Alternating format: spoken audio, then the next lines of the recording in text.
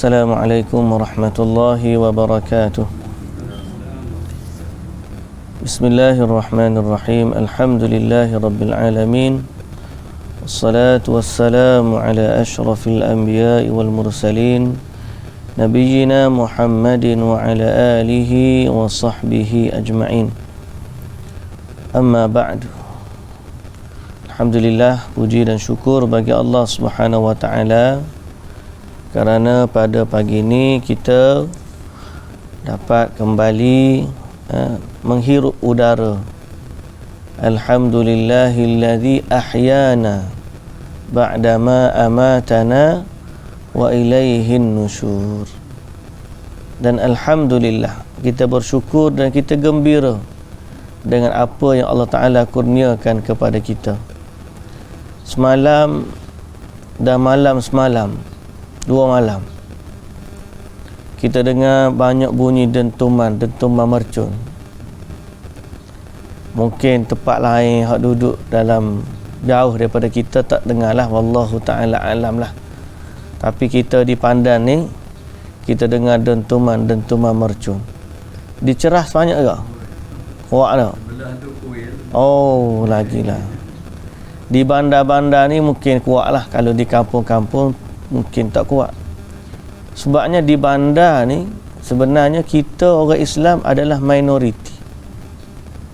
Jumlah orang Islam di bandar-bandar, peratusan dia lebih kurang 40% berbanding di kampung 60-70% penduduk Muslim.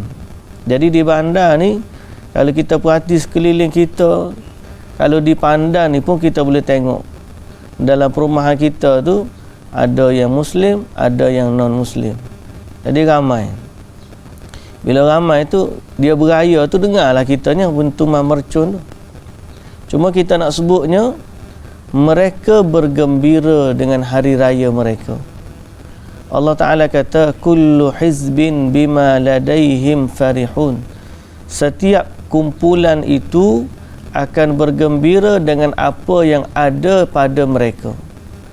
Jadi dia gembira dengan Tuhan dia, padahal Tuhan dia tak betul di sisi kita. Kita gembira dengan Tuhan kita, kerana kita yakin Allah Azza wa Jalla adalah Tuhan yang maha berkuasa. Tapi pada dia rasa dia betul lah. Lepas tu dia gembira kan? Tidaklah dia sedih pula. Jadi bagaimana kita bergembira? Kita bergembira dengan apa yang Allah kurniakan kepada kita. Nombor 1 sekali Allah Ta'ala kata, qul bifadlillahi wa birahmatihi fabidzalika falyafrahu huwa khairun mimma yajma'un. Katakanlah, dengan kurniaan Allah dan rahmatnya, Allah bagi kepada kita kesihatan, Allah bagi kepada kita nombor penting sekali, hidayah iman, kenal Allah, kenal Nabi Muhammad sallallahu alaihi wasallam, kenal pencipta alam semesta, kenal pencipta kita sendiri, lalu kita tahu pula cara menyembahnya.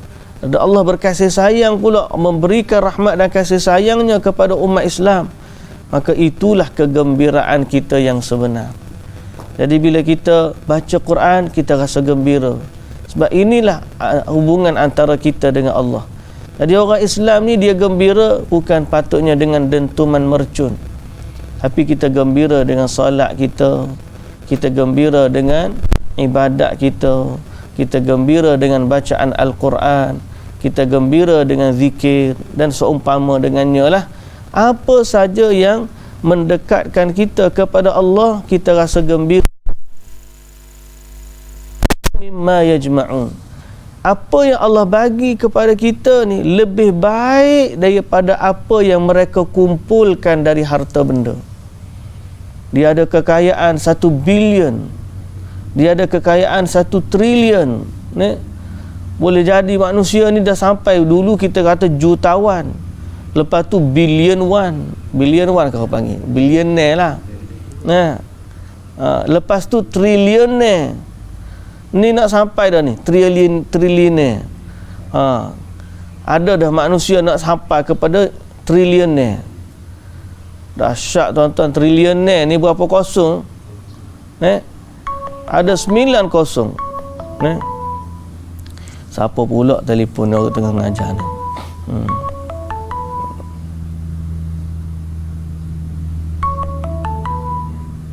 Kejap, tengok.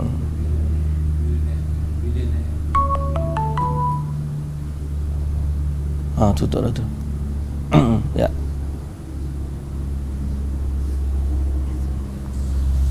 Lekat lah tu. Baik. Jadi kita ni bergembira dengan nikmat hidayah dari Allah. Boleh solat qabliyah subuh 2 rakaat, Allahu Akbar. Itu lebih baik daripada dunia dan seisinya. Boleh solat subuh secara berjamaah. Kalau hak sunat pun lebih baik daripada dunia dan seisinya. Solat subuh secara berjamaah lagilah. Boleh baca Quran 2 patah ayat, Allahu Akbar. 2 ayat. 2 ayat Quran lebih baik daripada 2 ekor unta yang besar yang Nabi sallallahu alaihi wasallam kata dalam bab zikir kan, fadilat zikir tu ada bawah tu. Nak tak kamu kalau pergi ke sana dapat 2 ekor unta yang besar gemuk. Kata Nabi sallallahu alaihi wasallam, 2 ayat Quran yang kamu baca lebih baik daripada harta. Itulah kegembiraan bagi orang yang beriman. Jadi alhamdulillah, alhamdulillah, alhamdulillah, Allah bagi kepada kita rezeki boleh bangun pagi hari ni. Nyawa dulu, alhamdulillah. Kemudian Allah bagi pula rezeki boleh solat subuh, alhamdulillah. Solat subuh pula berjamaah, alhamdulillah. Lagi solat subuh pula boleh baca panjang sikit, baca sejadah hari ni, hari Jumaat, alhamdulillah. Kemudian lepas solat subuh boleh duduk sebentar berzikir, alhamdulillah. Lepas solat berzikir boleh baca Quran pula, alhamdulillah. Lepas pada tu boleh pula dengar pula majlis ilmu ataupun tafsiran terhadap Quran, alhamdulillah. Jadi semua orang Islam kalau begitulah kehidupan dia, alhamdulillah, alhamdulillah. Terlalu banyaknya kurniaan Allah Ta'ala yang Allah beri kepada dia. Tinggal lagi dia kembali kepada Allah dengan rasa syukur dan taat. Yang itulah kita nak baca bagaimana sifat orang yang tidak syukur dan tidak taat kepada Allah, iaitulah orang kafir. Semalam kita dah baca bagaimana keadaan mereka bila berada di hadapan api neraka. Allah Ta'ala bawa semua hamba-hamba dia ni, kemudian Allah Ta'ala letakkan depan neraka. Semua kena tengok neraka belakang. Waktu di padang mahsyar manusia duduk tu nak diadili, kemudian neraka ni didatangkan oleh Allah Azza wa Jalla, sangat besar, sangat ganas, yang mana dia ada 70,000 rantai yang mengikat dia. Zimam ni, kalau zimam bahasa kita bukan tali biasa dak. Zimam ni tali ikat. Tali ikat ni kalau kuda kita letak di mulut dia supaya apa? Tak nak kuda tu jadi liar. Tu dia panggil zimam. Jadi neraka ni ada 70,000 zimam. Tali kekang dia. Bukan tali hok tarik bawah ni. Kalau kita kata ni ada unggun api ke dalam bekas, tiba-tiba ada tali kantai nak tarik bekas, tak. Ni tali kekang api. Api neraka tu dikekang oleh 70,000 rantai. Sebab apa? Sebab kalau tak jaga, dia menyambar situ, dia menyambar sini, dia nak bakar orang dia. Api neraka ni tidak dengan sifat api dunia lah. Kita tengok api dunia ni berat dah. Malah setiap satu daripada 70,000 rantai itu ditarik pula oleh 70,000 malaikat. Jadi berat dah. Di saat orang kafir tengok neraka, ayat yang kita baca semalam, walau tara idh wuqifu 'alan nari faqalu ya laitana, mereka kata, wahai Tuhan kami, alangkah baiknya, nuraddu ya laitana, alangkah baiknya sekiranya nuraddu, kami dikembalikan ke mana? Ke dunia.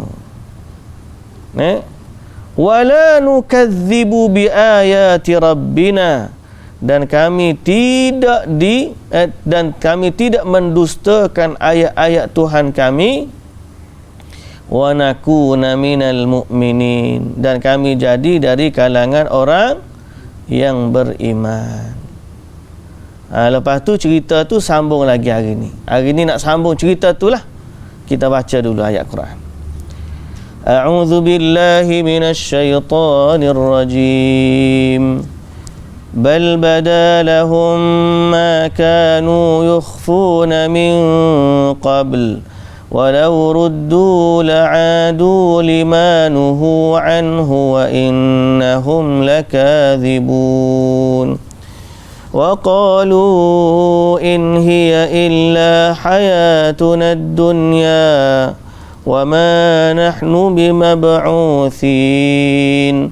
Walau tara idh wuqifu ala rabbihim قال أليس هذا بالحق قالوا بلى وربنا قال فذوقوا العذاب بما كنتم تكفرون قد خسر الذين كذبوا بلقاء الله حتى إذا جاءتهم الساعة بغتة قالوا يا حسرتنا على ما فرطنا فيها وهم يحملون أوزارهم على ظهورهم ألا ساء ما يزرون وما الحياة الدنيا إلا لعب ولهو وللدار الآخرة خير للذين يتقون أفلا تعقلون. Baik, jadi apa sambungan cerita yang kita sebut tadi? Orang kafir ni bila duduk depan neraka, Allahu Akbar, dia pun mulalah bercita-cita nak balik ke dunia. Dan bila dia nak balik ke dunia, dia tak nak dah mendustakan ayat Allah. Dan bila dia balik nanti ke dunia, dia nak jadi orang yang beriman. Ayat yang kita sebut 27 semalam tu, 3 benda dia nak. Dia kata apa? Ya laitana nuraddu, alangkah baiknya kalau kami kembali ke dunia. Balik ke dunia apa? Wala nukadziba bi ayati rabbina. Waktu balik tu kami tak dustakan ayat-ayat Tuhan. Kami nak balik semula ke dunia, kami tak nak dah mendustakan ayat-ayat Tuhan. Nak jadi apa? Wa nakuna minal mu'minin, dan kami nak jadi orang yang beriman dah. Dia minta gitu. Bila dia tengok neraka. Allah Ta'ala kata apa? Bal bada lahum ma kanu yukhfuna min qabl. Mereka mengatakan yang demikian bukanlah kerana hendak beriman, bahkan setelah nyata kepada mereka apa yang mereka selalu sembunyikan dahulu. Dulu banyak benda dia sembunyi dalam hati dia. Dia caci makilah Nabi lah, dia kalau orang munafik lah, dia tunjuk dia beriman di mulut, hati dia tidak beriman. Dalam hati ni macam-macam tempat tersembunyi. Dalam hati kita ni ada banyak peti-peti rahsia. Peti-peti rahsia dalam hati kita ni. Tak ada orang yang boleh buka. Yang paling beratlah sekali rahsia adalah rahsia antara kita dengan Allah. Sebab tu manusia ni dia kena tengok rahsia dia dengan Allah tu macam mana. Rahsia tentang keimanan dia kepada Allah. Ramai orang, satu kategori orang yang mulut dia kafir, hati dia pun kafir. Hak ni memang dalam hati dia ni ada kebencian terhadap Islam. Ada juga orang mulut dia beriman, hati dia kafir. Hak ni pun dia menyembunyikan kufuran dia, jadi munafik. Yang paling baik orang yang mulut dia beriman, hati dia beriman. Tapi golongan kafir dan munafik ni, jadi orang ni lah yang cita-cita dia nak kembali ke dunia. Orang beriman ni dia tak nak dah kembali ke dunia, melainkan orang yang mati syahid. Apa dia nak kembali ke dunia? Sebab terlalu besar ganjaran mati syahid sehingga dia nak mati syahid sekali lagi. Ada pun orang beriman, dia redha. Dia redha dah dengan apa yang Allah Ta'ala bagi. Orang yang tidak beriman, dia tak suka. Kalau boleh nak kembali semula ke dunia. Nak kembali semula ke dunia. Tapi dalam hati dia, bila sampai hari akhirat, apa yang mereka sembunyikan dalam hati terzahir belaka. Allah Ta'ala kata, walau ruddu la'adu limanuhu an. Tak usah kecek lah bahasa kita lah, tak payah nak cakap banyak.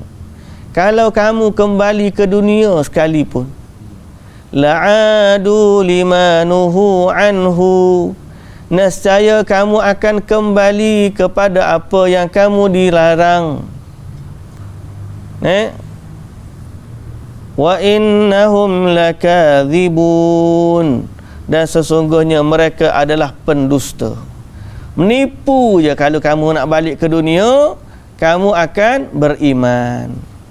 Sekiranya kamu betul-betul balik ke dunia, kamu akan jadi seperti apa yang kamu jadi dulu. Sebab kalau balik ke dunia pun, Allah Ta'ala akan buang balik ingatan tu. Kalau balik ke dunia, Allah Ta'ala akan buang balik ingatan tu. Ingatan menghadap Allah, ingatan kita. Dia akan hidup di dunia macam dia awal dulu dia hidup di dunia, dalam keadaan blank, kosong.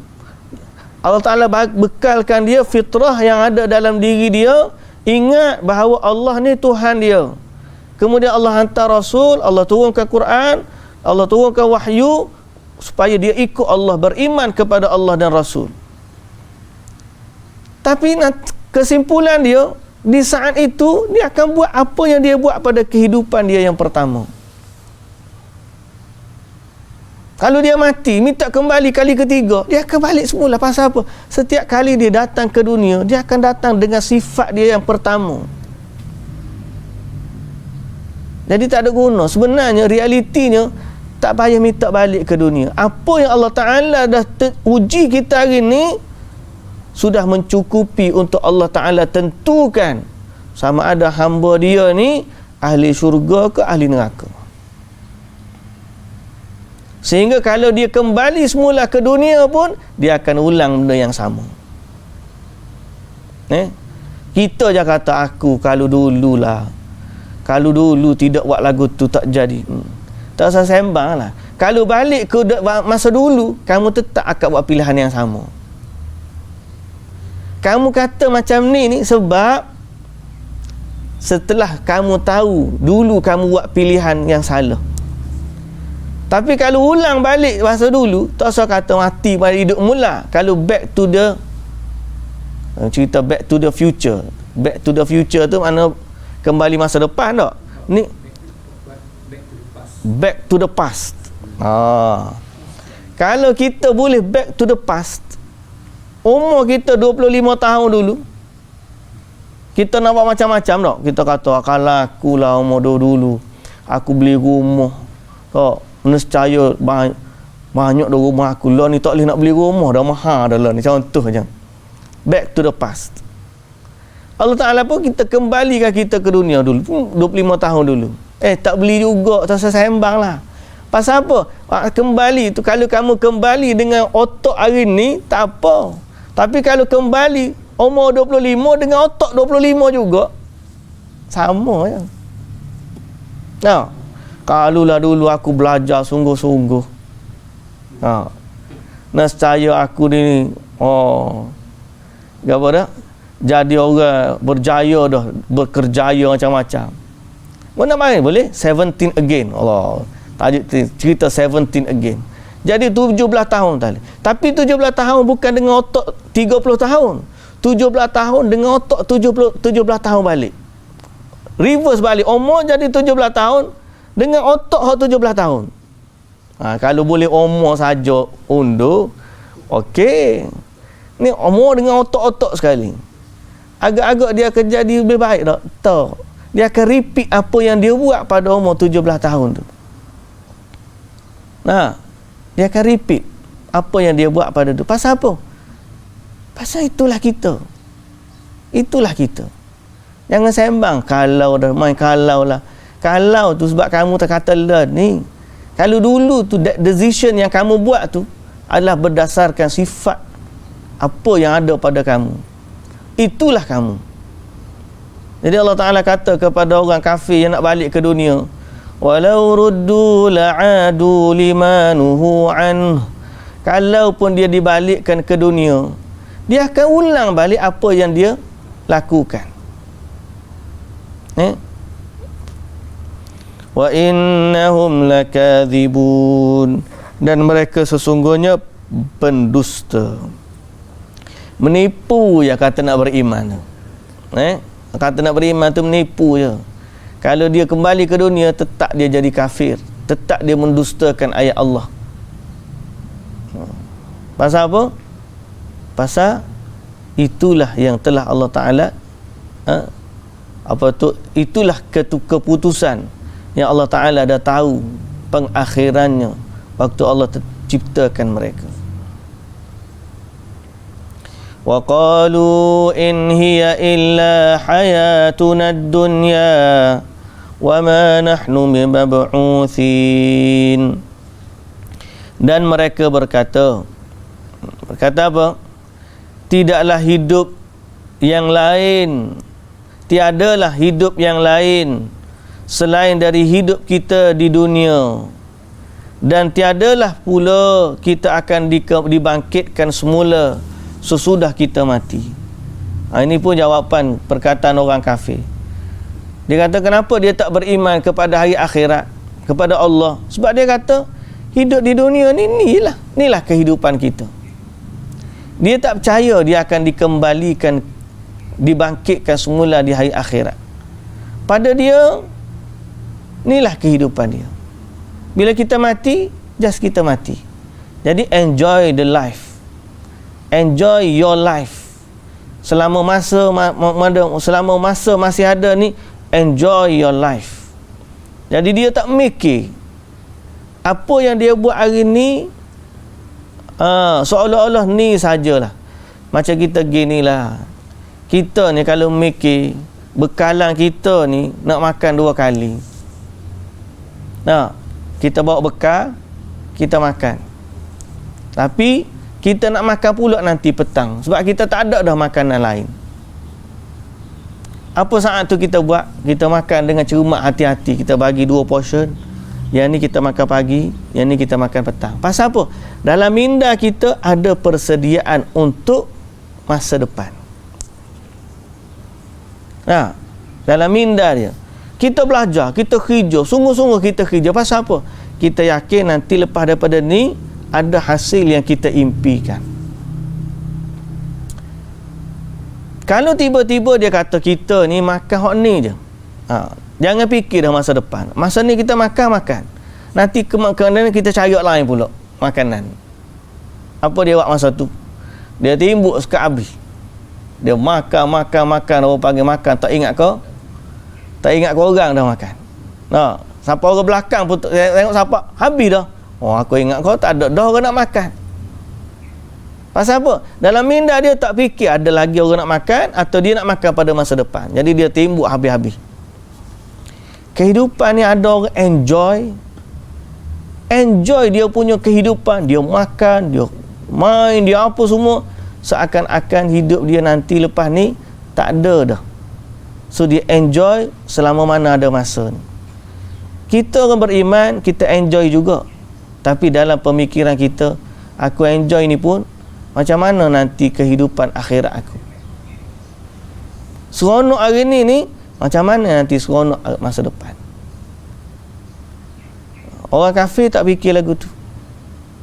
Dia fikir inilah dia. Lepas dia mati nanti, dia duduk dalam kayangan nirwana bahasa dia. Bukan duduk taman nirwana, Taman nirwana tu kan, dia duduk dekat nirwana. The real nirwana pada dia adalah duduk di kayangan bersama dengan dewa-dewa, bersama dengan tu. Kalau orang tak baik, dia akan dilahirkan semula ke dunia. Ataupun setengah-setengah tu duduk dalam kegelapan, menunggu. Kalau dia roh dia baik, baru boleh kelahiran semula. Kalau dia tak baik, dia baru duduk dalam neraka dan sebagainya. Begitulah. Kalau nak tengok pemikiran dia lah, bukan kita nak beriman seperti mana dia beriman. Tapi kalau nak tengok pemikiran dia, kita boleh tengok movie-movie yang dia buat. Ada satu tu movie tu di Korea tu, banyak cerita-cerita hantu kan, banyak kan. Ada satu movie dipanggil Along with Gods. Along with Gods. Dia cerita orang mati, sebelum kelahiran semula tu, dia kena bicara dulu. Dia kena bicara dulu. Jadi kena ada beberapa hari masa tempoh dia sebelum kelahiran semula. Kalau dia tak cukup baik, dia tak boleh lahir semula. Kalau dia baik, dia boleh ulang balik kehidupan dia. Habis tu tak gunalah jadi orang baik. Last sekali balik semula ke dunia. Kalau balik semula ke dunia tu masa depan lebih cerah tak apa. Balik-balik semua dunia, dulu aku beli roti RM1. Hari ni aku balik semula ke dunia kena beli roti RM3. Jam pala gitu. Dulu aku lahir, rumah aku murah je. Lah ni bila lahir semula, dah mahal dah rumah, tak boleh beli rumah pula. Contohlah, inflasi berlaku. Jadi cerita dia, orang kafir ni dia hanya fikir kehidupan dunia. Dia tak sangka dia akan dibangkitkan di akhirat. Tiba-tiba bangkit hari akhirat tu, terkejutlah dia. Lalu Allah Ta'ala kata, walau tara idh wuqifu ala rabbihim qala alaysa hadha bilhaq. Sekiranya, kalaulah kamu tengok sewaktu mereka tu dihadapkan kepada Tuhan mereka. Orang kafir, orang tak beriman, orang tak percaya hari akhirat ni, tiba-tiba dihadapkan di hadapan Tuhan. Allah pun tanya dia, qala alaysa hadha bilhaq. Allah Ta'ala tanya, macam mana? Bukankah hari kiamat ni hari yang benar? Betul tak ada kiamat? Bahasa kita mudah. Lagi mana? Betul tak ada kiamat?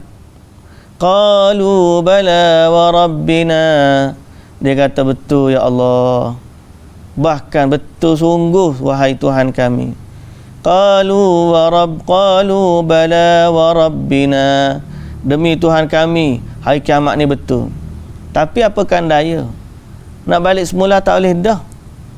Qala fadhuqul azab. Lalu Allah Ta'ala berfirman lagi, oleh itu rasakanlah azab. Azab apa? Azab seksa api neraka. Sebab apa? Bima kuntum takfurun. Dengan sebab kamu telah kufur dan ingkar. Sebab kamu kufur dulu atas dunia, maka rasailah azab api neraka. Muslimin dan muslimat yang dirahmati Allah, ya? Padahal ada di kalangan mereka ni orang yang baik-baik akhlak dia. Di kalangan orang-orang yang kita cerita ni, ada di kalangan mereka orang yang baik akhlak dia. Rajin tolong kita waktu kita kerja. Rajin bagi hadiah kat kita waktu duduk rumah kita, duduk berjiran dengan kita. Rajin tanya khabar kita sakit waktu kita duduk di hospital. Tapi kalau mereka tidak beriman kepada Allah, baik setara mana pun, disitulah kesudahannya. Kerana kebaikan itu dengan makhluk, dengan kita, tapi dia tak baik dengan pencipta dia. Sebab tu kesudahan bagi orang yang kafir ni adalah kesudahan yang buruk. Bukan kita nak sebut ni supaya kita nak kata dia ni silakanlah masuk neraka. Tak. Kita kalau boleh nak suruh dia pun masuk syurga juga dengan kita. Tapi nak masuk syurga dengan neraka ni bukan milik kita. Milik Allah Subhanahu wa taala. Jadi kita hanya khabarkan apa yang Allah bagi tahu ni. Dan kita kena sampaikan kepada kawan-kawan kita yang kita sayang, yang belum lagi Islam, akan kesudahan orang-orang yang tidak beriman kepada Allah. Kita bukan menghukum. Bila cerita lagu ni, kita bukan menghukum. Kita berkata, oh, orang kafir ahli neraka dia. Kita bukan menghukum. Kita mengkhabarkan apa yang Allah bagi tahu kepada kawan-kawan kita yang belum lagi Islam, kepada jiran-jiran kita yang belum lagi Islam, kepada ada saudara mara mungkin belum lagi Islam. Kita nak ajak dia kembali kepada agama Allah supaya mereka mendapat keselamatan di hari mana pembalasan azab itu sangatlah teruk. Cara mana kita nak ajak tu terpulanglah kepada masing-masing punya inisiatif, kepakaran dan kemahiran. Paling-paling tidak kita doa kepada Allah agar Allah Azza wa Jalla beri hidayah kepada mereka. Orang kafir yang jahat, tu memanglah sama telah lagi, dah lah kafir, jahat lagi, jahat dengan manusia, jahat dengan Allah. Tu patut padanlah kalau kena azab. Nah, dah lah jahat dengan manusia, jahat pula dengan. Tapi ni orang yang baik dengan kita tiba-tiba diazab. Kesian tak? Kesian pada sudut humanity. Tapi di sudut agama, kita reda dengan apa yang Allah tetapkan. Kita reda dengan apa yang Allah Ta'ala tetapkan. Nak tolong dia, boleh memang nak tolong sangat, nak tolong hari akhirat. Tapi Allah Ta'ala tak izin. Kalau dia tidak beriman, marilah siapa pun nak tolong dia. Tok wali ke pergi ngadak, ya Rasulullah. Rasulullah dah ni minta. Boleh tak nak tolong pak cik ke, saudara kita ke, jiran kita ke? Rasulullah pun tak boleh tolong kalau tidak beriman. Tu yang Rasulullah bagi tahu kepada pak cik dia Abu Talib. Pak cik, kata la ilaha illallah. Kata hak ni depan Allah aku boleh berhujah untuk kamu. Tapi kalau pak cik tak kata hak ni, pak saudara Nabi pun Nabi tak boleh nak tolong bila tidak beriman kepada Allah. Ini kepentingan tauhid kita. Pentingnya kita menjaga tauhid dan iman. Jangan sampai kompromi. Tak apa, dia kafir pun takkanlah dia masuk neraka, dia kan baik. Bukan kita yang hukum, Allah. Allah yang kata ni, fadzuqul azaba bima kuntum takfurun. Kenapa dia diazab? Disebabkan dia kufur dengan Allah. Dia bukan diazab sebab dia baik dengan kita, tak. Dia diazab disebabkan dia kufur dengan Allah.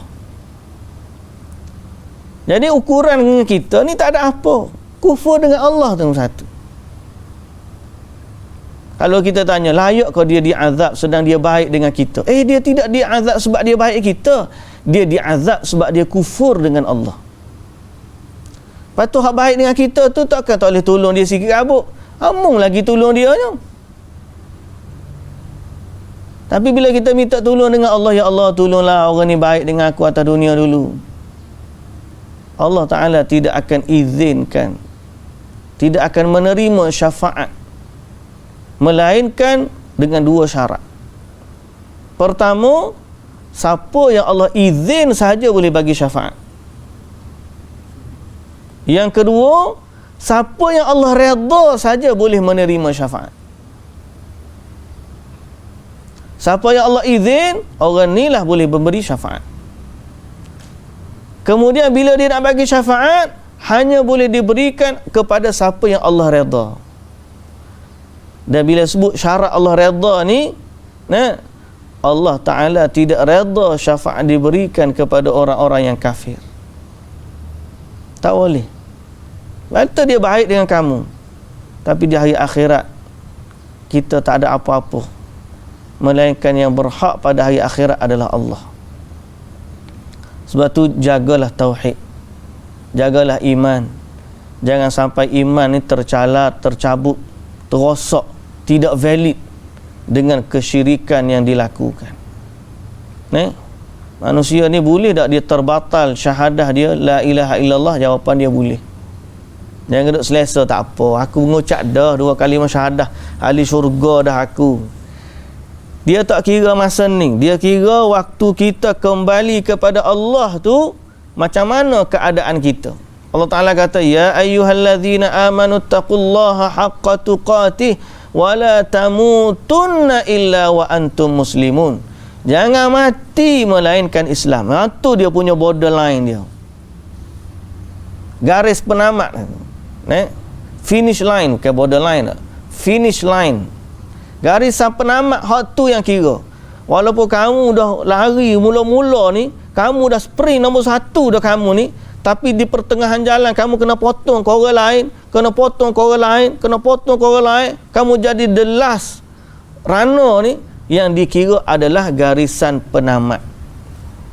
Walaupun kamu sprint mula-mula, kamu laju, tapi waktu garisan penamat kamu terakhir, maka kamu dikira mengikut garisan penamat. Kehidupan kita di dunia pun lagu tu juga. Kalau kamu dulu Islam, lahir sebagai Islam, mati kamu di garisan penamat tu sebagai musyrik, maka Allah Ta'ala kira kamu musyrik, semua amalan dalam Islam kamu terhapus. Tapi kalau kamu lahir daripada dalam keadaan kufur, kafir, musyrik, tidak beriman, waktu garisan penamat tu kamu berada dalam Islam, kamu mati dalam Islam, semua dosa-dosa kamu dihapuskan oleh Allah Subhanahu Wa Ta'ala. Bahaya tu. Jagalah akidah, jagalah agama. Di zaman orang dah mula tak kisah dah tentang agama. Orang kita ni 31 Oktober sambut Halloween, sambut juga. Beli kostum tu, beli kostum ni. Orang Islam tapi sambut perayaan Halloween. Padahal Halloween ni berasal daripada permujaan syaitan-syaitan. Dia pakai kostum rupa-rupa huduh buruk tu, nak menunjukkan dia nak puja ruh-ruh ataupun setan-setan. Kemudian berlakulah adaptasi, bergabung dengan ajaran Kristian dan sebagainya. Lalu buatlah dalam bentuk rupa cantik sikit, gini. Dalam kostum disambutlah pada 31 Oktober, hari Halloween sedunia. Asalnya pemujaan kepada roh-roh dan juga syaitan. Tapi orang Islam ni pergi sambut juga. Dia tak rasa ke itu boleh mengancam agama dia? Kalau rosak agama dia, habis semua amalan dia. Walaupun dia baik, tolong orang, dia baik, rajin daga bagi sedekah anak yatim, buat NGO, kerja-kerja kebajikan, dia baik, tapi dia kufur kepada Allah. Allah Ta'ala tak terima kebaikan dia. Fala nuqimu lahum yawmal qiyamati wazna.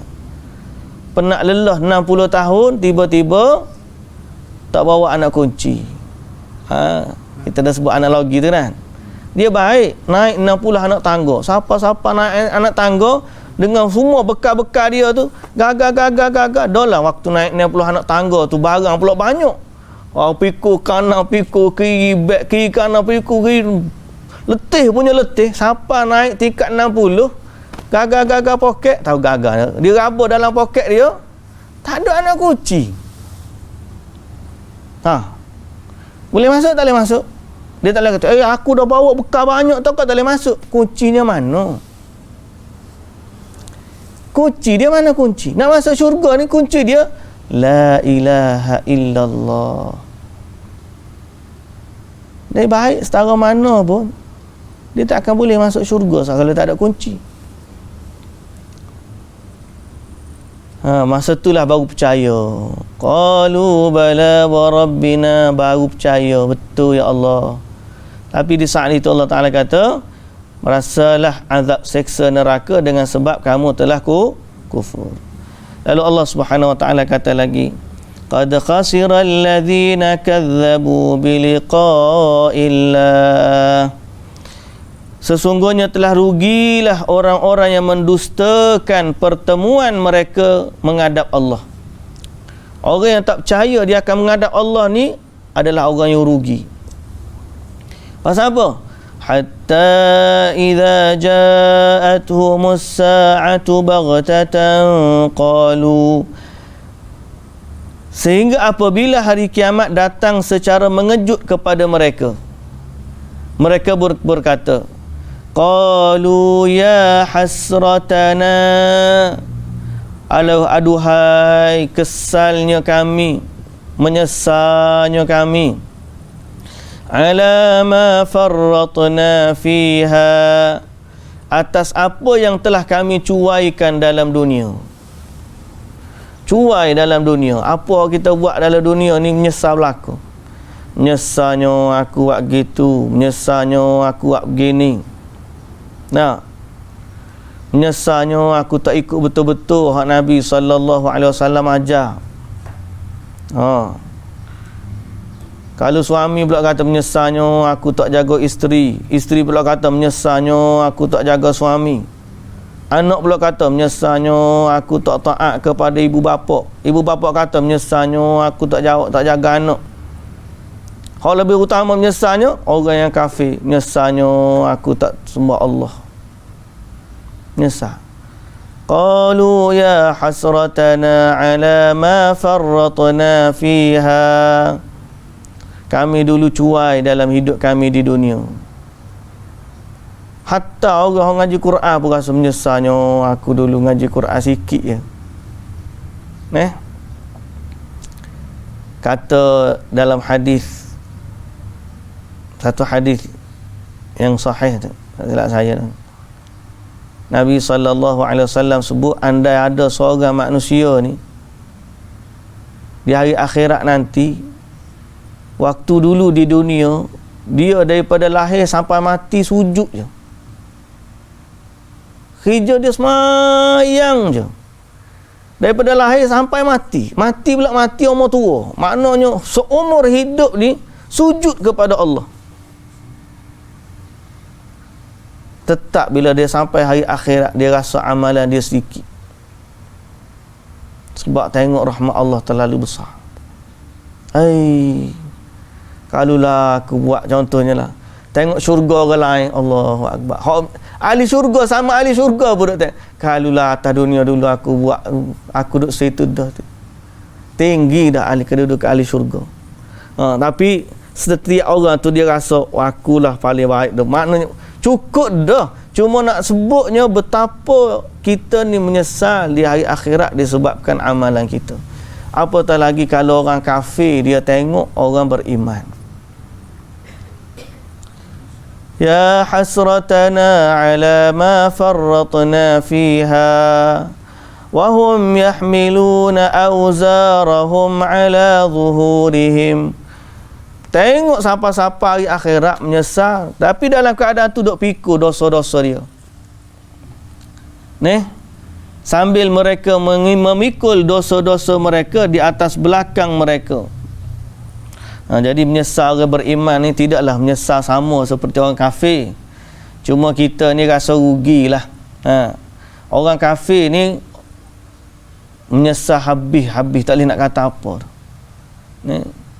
Menyesal habis-habis, sungguh penyesalan.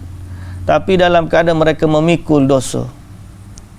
Menyesal dulu. Dengar sangat tentang orang Quran, tapi tak pernah nak ambil tahu. Contohnya, orang kafir ni kadang-kadang dia ni hidup di kalangan kita je. Dia dengar apa yang kita baca, dia dengar apa yang ustaz ajar, dia dengar. Dia pakai apa, setengah tu dia dah bagi salam, dia reti semayang, dia reti mengucap. Tapi orang kata kamu Islam tak? Tak, belum lagi. Sebab saya kawan-kawan saya cakap macam tu, saya pun bolehlah cakap macam tu. Tapi agama kamu apa? Saya masih lagi Hindu, dia kata. Cuba bayang orang macam ni, dia selangkah aja lagi masuk Islam. Selangkah aja lagi. Hei.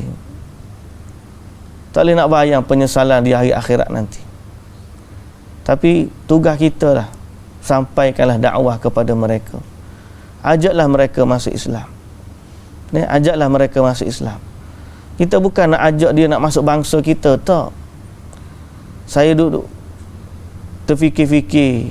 Dulu orang-orang non-Muslim kata tak nak masuk Islam sebab orang kata masuk Islam ni masuk Melayu.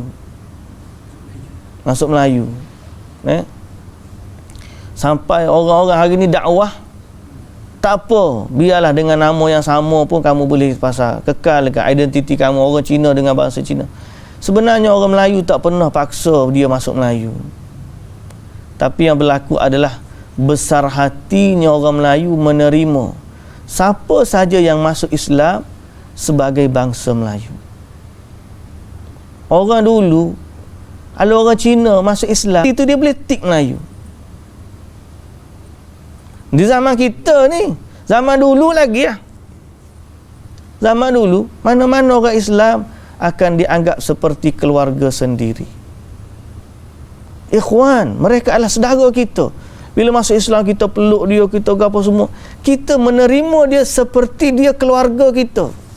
Tapi kalau dia nak jaga identiti dia, itu terpulang. Cuma kebanyakan orang-orang dulu, bila dah bergabung dengan bangsa Melayu ni, dia rasa seronok. Dia nak jadi juga orang Melayu. Dia pakai pakaian orang Melayu, dia cakap bahasa Melayu. Jadi akhir-akhir lin dia kata, oh masuk Islam, paksa jadi seolah-olah masuk Melayu. Salah. Tak ada. Masuk Islam adalah kerana Allah, bukan kerana bangsa. Tapi ya Allah, macam kita sebut tadi lah, orang yang mana kaki dia sebelah dah dalam Islam. Ngucap pandai. Bagi salam boleh. Setengah tu ngaji pun pandai. Semayang pun boleh. Orang lain puasa, Islam puasa, dia puasa juga dengan kawan dia. Dia bersahur bersama, dia berbuka bersama. Tengah hari dia tangguk tak makan sebab dia tak nak kawan dia terganggu puasa. Dia sanggup buat macam tu. Cuma bila dia tanya, kamu beriman tak kepada Allah? Tak, Tuhan dia lain. Cuma dia ikut ni sebab ni kawan dia. Sebelah kaki dah dengan Islam. Saya rasa kalau orang kawan ni, dia betul ada kawan macam ni, dia akan pegang kawan dia depan Allah. Kenapa kamu, selama aku duduk dengan kamu, tak pernah ajak aku masuk Islam? Tak pernah kamu bagi tahu ini kesudahan. Sedang kamu dah tahu dulu. Waktu kamu hidup di dunia, kamu dah tahu dah. Allah dah bagi tahu apa kesudahan orang kafir. Tapi kamu tak pernah bagi tahu aku. Melainkan kita dah bagi tahu, aku kan dah cakap dulu atas dunia, kamu berimanlah kepada Allah. Siapa yang tak beriman kepada Allah nanti akan diazab api neraka. Anak aku bagi tahu dulu, kamu tak nak dengar. Kamu kata tak apalah, aku nak ikut agama nenek moyang aku. Lepaslah kitanya. Tapi kalau kita tak kata lagu tu, sebab tu kalau kadang dakwah ni, tujuan kita bukan nak suruh dia masuk Islam saja. Tujuan utama dakwah adalah supaya kita dapat jawab di hadapan Allah. Aku dah sampaikan. Nabi SAW, dia tidak gagal apabila pakcik dia sendiri tidak beriman. Nabi tak gagal. Kalau ada orang kata Nabi gagal sebab ada saudara mara dia sendiri tak beriman, salah. Nabi tak gagal. Nabi berjaya. Sebab Allah Ta'ala pertanggungjawabkan Nabi bukan dengan keimanan seseorang. Allah pertanggungjawabkan Nabi dengan risalah yang dia kena sampaikan. Bila Nabi dah ajar kepada umat, Nabi kata di padang Arafah, Allahumma fashhad. Ya Allah, bila Nabi tanya, aku dah sampaikan dah kepada kamu? Sahabat kata, ya. Nabi kata, Allahumma fashhad. Ya Allah, saksikanlah. Mereka dah bersaksi aku dah sampaikan. Itulah kerja Nabi, cukup. Kita ni pertanggungjawabkan, kita dah sampaikan ke belum? Orang nak beriman, kau orang tak nak beriman, orang nak ikut, kau orang tak nak ikut, orang nak dengar, kau tak nak dengar, itu urusan dia dengan Allah. Ini macam mana cara dia? pulang pada inisiatif masing-masing. Bagi WhatsApp kau, share link kuliah kau, bagi pamphlet kau, bagi poster dakwah kau. Cari mana-mana poster dakwah Yufik TV kau, apa mana-mana ada poster, bagi kepada kawan-kawan kita yang non-muslim. Yang ada dalam kontak number kita tu, bagi. Kalau dia marah kat kita, tak apalah, aku saja je, ni tanggungjawab aku. Kalau kamu tak nak ikut, pulanglah. Aku bukan nak paksa pun. Cakap gitu je lah. Lepas tu gilah beraya pula. Bukan beraya, gilah pergi ziarah pula rumah dia. Baik jangan terasa hati, ni aku bawa makanan ni. Saja je aku nak bagi tahu tentang Islam. Tapi kalau tak nak ikut, kita jangan pula bergaduh. Cakap gitu je lah. Melainkan dia tu memang musuh Islam, tu memang tak boleh nak baik dah. Allah Ta'ala tak larang kita buat baik kepada orang non-Muslim selama dia tu tidak memusuhi agama Islam. Cakap memang sedap. Cuba tengok kawan sebelah tu ada kata-kata juga nak cakap. Allahul Musta'an. Semoga Allah bantulah kita menyampaikan dakwah Islam ni. Wa mal hayatud dunya illa la'ibun wa lahu. Tidaklah kehidupan dunia ini melainkan permainan yang sia-sia dan hiburan yang melalaikan. Sesungguhnya hak kita hidup dalam dunia ni sebenarnya permainan saja. Main-main ni atas dunia ni. Tak ada gapo pun. Walahun, hiburan je. Allah Ta'ala nak bagi hiburan kat kita. Dia beri kereta macam budak-budak tak? Kita balik beli kereta mainan lah, beli gatu, beli lagu, beli hiburan saja tu. Lepas dia besar, dia pun tak main-main dah dia nak tu. Dunia ni adalah hiburan dan permainan. Siapa yang ambil dia, dapatlah hiburan dia. Tapi kesudahan yang benar, waladdarul akhiratu khairul lilladzina yattaqun. Dan sesungguhnya negeri akhirat itu lebih baik bagi orang-orang yang bertakwa. Afala ta'qilun. Tidakkah kamu mahu berfikir? Muslimin dan muslimat yang dirahmati Allah. Jadi apa yang disebut dalam tafsir ni, la tufidul amani inda ru'yatil azab. Cita-cita untuk kembali kepada Islam setelah melihat azab adalah cita-cita yang tidak berfaedah. Seperti mana kita tengok azab di dunia ni pun, kalau datangnya tanda kiamat, matahari dah terbit dari ufuk barat, tak ada makna dah apa yang mereka cita-citakan.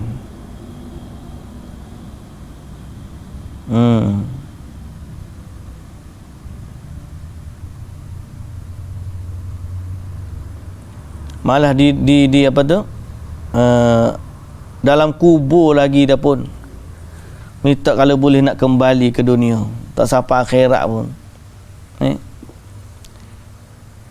Sungguh buruk apa yang mereka bawa ni. Sebab tu dia kata ala sa'a ma yazirun dalam tafsir ni. Sungguh buruk apa yang mereka bawa tu. Dalam kubur pun dia ada nampak dengan rupa-rupa yang buruk. Orang yang buat amalan buruk, dia akan ditemani oleh sahabat yang buruk. Orang yang buat amalan yang baik, teman dia dalam kubur pun orang baik. Wajahnya cantik, pakaiannya bersih, baunya harum. Tu amalan kita. Tapi kalau amalan kita buruk, buruklah dulu. Jadi nak tahu mana baik, mana buruk, kembali kepada apa yang Allah dan Rasul perintahkan kita. Dan carilah ruang-ruang kebaikan yang paling utama. Carilah ruang-ruang kebaikan paling utama. Bila kita belajar ni, kita tahu mana amalan lebih utama dari mana amalan yang biasa-biasa.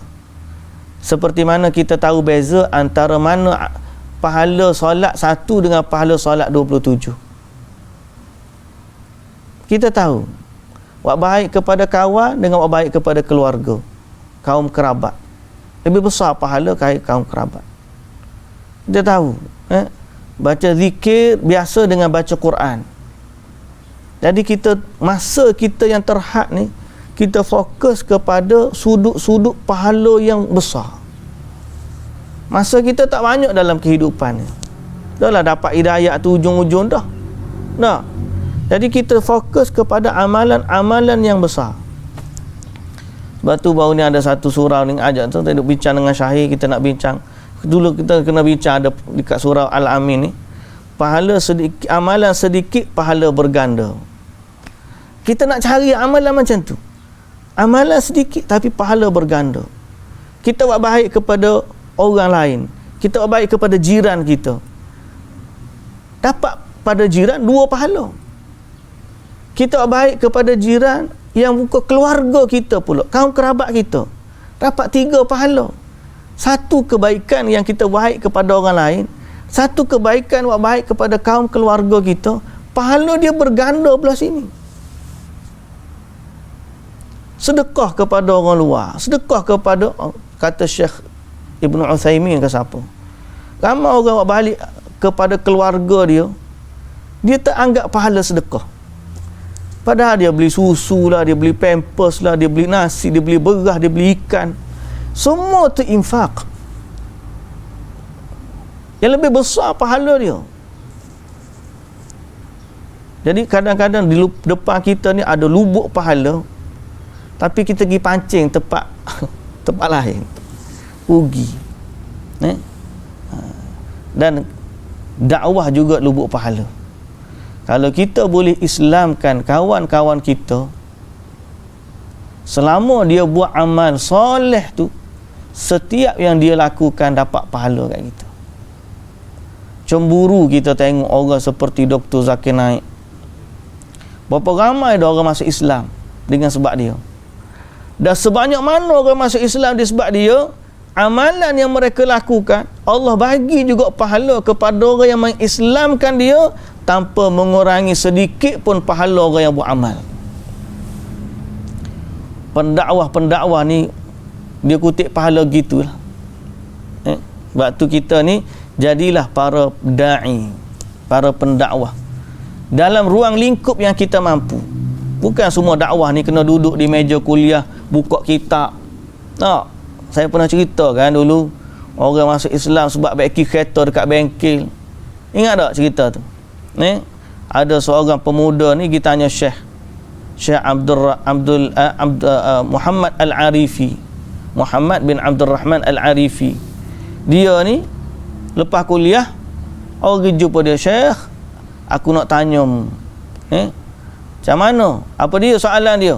Ada 2 orang baru masuk Islam, aku tak tahu nak ajar dia apa. Siapa kata? Siapa dia masuk Islam kan dia? Aku lah. Saya tengok budak tu bibirnya biru, seluarnya pendek, terkebis-kebis ya. Biar betul budak ni, dia ajak orang masuk Islam. Saya kata, mana orang tu? Ni ada 2 orang dalam kereta pergi. Saya tengok betul ada 2 orang, orang Nepal ke orang Filipin. Mu ni betul baru masuk Islam? Betul. Siapa Islamkan kamu? Ni budak ni. Lagi kejut. Macam mana? Cuba kamu cerita dia ni mengislamkan kamu. Tak ada. Kami ni sebenarnya kerja dekat bengkel kereta. Budak ni bila datang baiki kereta, dia tinggalkan pamphlet dakwah tu. Jadi setiap kali dia datang, dia bawa satu pamphlet. Lepas tu dia datang sekali lagi, lepas 5,000, kata habis dah bacanya dulu. Habis dah. Ni hak baru pula. Mari 5,000 lagi, tanya habis dah dulu. Ni hak baru pula. Itulah kerja budak ni. Sampai akhirnya kami rasa betul hak dia tu. Jadi bila dia mari bengkel kereta kami, bengkel kami ni, kami kata ke dia, kami nak masuk Islam. Budak tu kata, masuk Islam mudah ya? Macam mana? Ngucap, aku ajar. La ilaha illallah, asyhadu an la ilaha illallah wa asyhadu anna Muhammadar Rasulullah. Kamu dah Islam. Lepas ni kami nak buat apa? Budak tu garu kepala. Aku pun tak tahu. Mari kita pergi tanya Syekh. Ni aku bawa dia orang jumpa mu ni. Saya kata, Masya Allah. Dakwah ni bukan mesti buka kitab. Dakwah ni sekadar kita sampaikan. Ada dulu saya pernah dengar kisah Sultan Ibn. Saya suka dengar cerita kaset dulu. Ada seorang tu cerita dia taubat macam mana. Dia dulu ahli muzik, dengar muzik kat kereta dia ni gedung gedung gedung gedung. Kalau orang duduk sebelah kereta dia ni bergetar, siapa kereta sebelah getar punya. Dia punya bass dia kuat. Sampai satu hari aku berhenti dekat traffic light, dung dung dung dung dung. Ada seorang syekh, dia kata, aku tak kenal pun dia. Dia senyum kat aku, dia pun turunkan cermin. Aku pun turunkan cermin. Syekh tu ambil satu kaset, dia holler kat aku. Ambillah dengar. Okey nampak sound system tu. Ambil dengar ni pula. Dia pun tutup. Assalamualaikum. Lampu hijau. Kami pun berpisah di situ. Aku tak pernah jumpa dah Syekh tu lepas pada tu. Satu hari aku duduk dengar lagu. Tiba-tiba mari rasa bosan dah dengar lagu sama. Aku pun tengok kaset. Kaset Syekh ni bagi ni. Dengar lagi ni. Bosan-bosan. Buka kaset. Dengan takdir Allah, bila dia dengar kaset tu, dia jadi minat pada agama dan kemudian bertaubat. Lalu dia kata, demi Allah, dalam istilah kaset tu, demi Allah, walaupun orang yang bagi kaset kat aku tu aku tak kenal dia, tapi aku bersaksi setiap amalan yang aku buat hari ni Allah akan bagi pahala kepada dia, sebab melalui dia lah aku dapat hidayah. Kaset je pun. Nampak tak? Kerja dakwah ni besar. Mungkin dia tak terima dakwah kita hari ni. Dia pun kita bagi kat dia, sampai kat rumah dia pun campur. Nanti dia nak pindah rumah, dia simpan-simpan kemah rumah dia. Aku ingat ni dulu kawan aku bagi ni. Dia pun dengar. Mungkin setelah 20 tahun, dengan sebab kita bagi tu, dia dengar CD lama yang kita bagi, atau dia baca pamphlet lama yang kita bagi, akhirnya dia masuk Islam. Kemudian dia beriman kepada Allah, baik amalan dia, dapat pahala kat kita. Yang penting kita kena ada rasa sayang kepada mereka, kawan kita, jiran kita. Sayang dari sudut mana? Sayang dia baik dengan kita, tapi kalau dia kufur kepada Allah, dia akan diazab di hari akhirat kelak. Bukan kita nak suruh dia masuk neraka tak, kita nak suruh dia masuk syurga, tapi kita kena ada usaha. Orang kafir, orang jahat, orang nak lawan Islam tu, biar ke dia lah. Orang tu memang layak lah dia ni lawan Islam, musuh Islam, dia azab. Ni orang baik tapi kufur kepada Allah. Tu sayang. Kita pun kalau boleh orang-orang macam ni, dia masuklah kepada agama Islam. Tapi kalau dia tak masuk Islam juga, setelah kita ajak, jangan bersedih, kerana hidayat ni milik Allah. Milik Allah. Hidayah milik Allah. Nak buat macam mana? Setelah disampaikan, dia tetap memilih jalan yang dia pilih, itu adalah ketetapan yang Allah Ta'ala dah tentukan. Hidayah ni milik Allah, bukan milik kita. Wallahu ta'ala alam. Subhanakallahumma wa bihamdika asyhadu an la ilaha illa anta astaghfiruka wa atubu ilaik. Aqulu qawli hadza wa astaghfirullahal azim li wa lakum. Wassalamu alaikum warahmatullahi wabarakatuh.